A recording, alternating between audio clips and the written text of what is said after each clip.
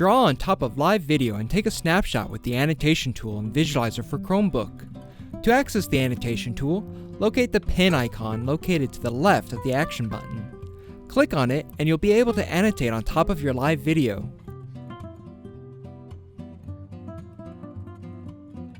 By clicking the icon to the right of the action button, you can change the color or size of the pen.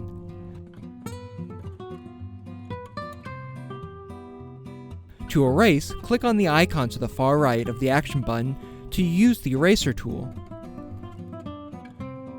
Double-click on the icon to adjust the eraser size or clear all of the annotations.